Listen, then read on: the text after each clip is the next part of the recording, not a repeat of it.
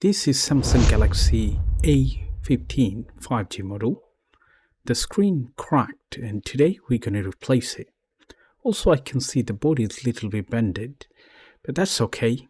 So we need some tools. First of all, the replacement screen. As you can see, this one comes with the frame, but this is not original service pack, but that's okay, because original one is quite expensive. So first of all, we need to have some tools to perform this replacement. As you can see, the hair dryer, B7000 glue, flat opening tool, tweezer, scissor, brush, and Phillips screwdriver. I do have the automatic screwdriver and the manual one.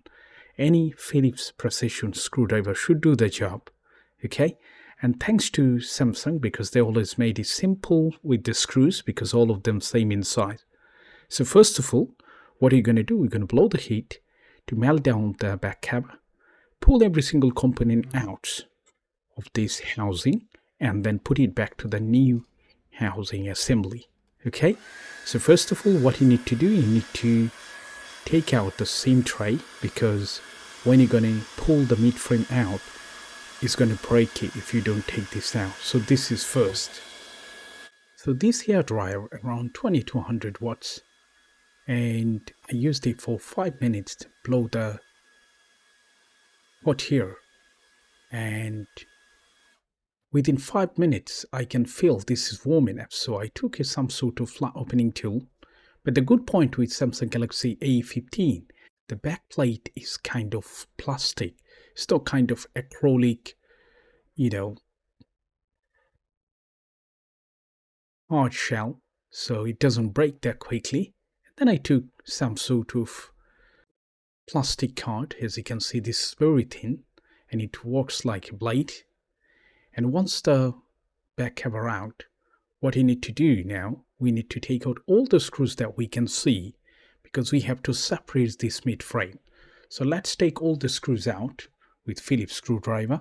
I'm going to use my automatic tools to make things easy.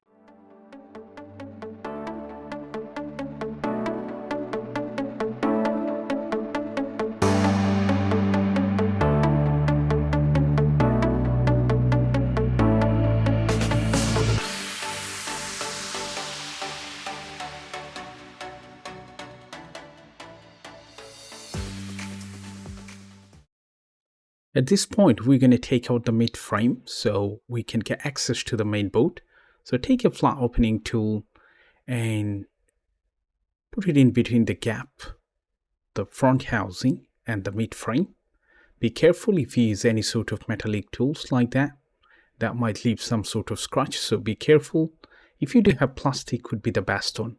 And before you separate this mid frame, try to disconnect the power button flags. Otherwise, you're going to rip this off and it's going to be digester. So now, what you're going to do, we're going to disconnect all the flex connector that we can see. And also, we're going to unscrew 2 screws, one of them from the main board and another one from the charging board. So once the 2 screws out, there is no adhesive, no clip. We can just pull this off like that. And when you take out the Wi-Fi antenna cable or network antenna cable, just check the color code, because there are 2 wires, one of them blue, another one red. So if you disconnect it, make sure you put it back to the right place and check the red one underneath the blue one. So try to keep this schedule. What would happen is it would be easier to put it back to the gap and reassemble it. So let's take this out, especially when you take out the main board. Be gentle, be careful, don't put too much pressure, because Samsung, they always use very cheap quality PCB, especially for A series. And gently disconnect the LCD connector and free to go. As I said, the red wire has to be underneath the blue one. So now what we're going to do, we're going to take out earpiece. As you can see, the speaker and the battery vibrator and the volume button flex. Those are the things that we have to pull from this one and put it back to the new housing. Here is the good news for Samsung Galaxy A15 to pulling off the battery. Before, any Android phone, especially Samsung, it was pretty difficult to pull the battery off because so strong adhesive underneath, and when you pull the battery used to get deformed. But now they made it simple. As you can see, there is a blue strip. What are you going to do? We're going to hold it firmly and pull this off.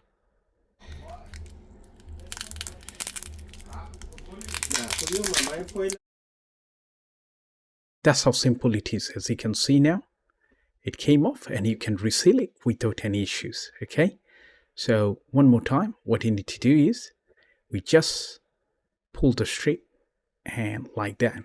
As you can see, the battery doesn't have any bubble or anything, so it doesn't have any sort of potential hazard in there. Thanks to Samsung for it. Now we do have a couple of things to pull this off. One of them is the vibrator, which is at the bottom, and gear speaker on the top, and the volume button flex on the left hand side. So use the tweezer. There is a gap, so try to get in there and spudger it. Done. Second one is the ear speaker. That should come out easily, but let's take this volume button out. By the way, to pulling this button off is going to be quite challenging, so be careful. If you use any sort of very sharp pointing tool, especially metallic one, be careful. What you can do at this point, you can apply some heat. Once you apply the heat, it's going to be much more softer and easily you can pull this off. But try not to put so much heat on the button. Why? Because there are some sort of plastic foil. If you apply too much heat, that might damage the actual button. Instead, I used a tweezer like that, gently. It took about 3 to 4 minutes to process that one, and finally, I was able to pull this off without any damage or anything. Okay. Now let's go underneath. Like that. Yeah. Successfully this one came off. Now, what you're going to do is so simple. As we pulled every single thing off, what are you going to do? We're going to reapply and put back everything to the new housing. Be careful when you pull the ear speaker because try to go underneath, otherwise you're going to break into 2 pieces and you would have the sound issues. Now let's take the new assembly. We're going to put back everything in there. I'm going to fast forward this video.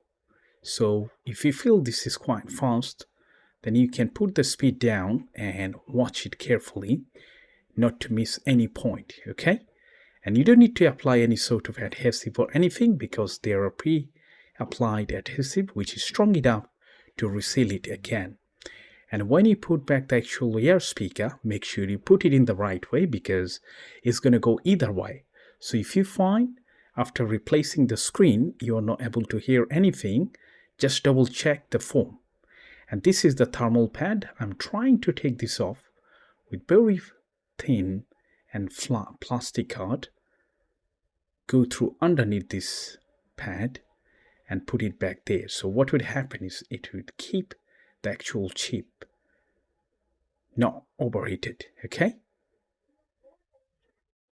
So keep doing it. See the video until the end. If you do have any question, don't forget to leave it in the comment section. And if you do like, please subscribe to this channel.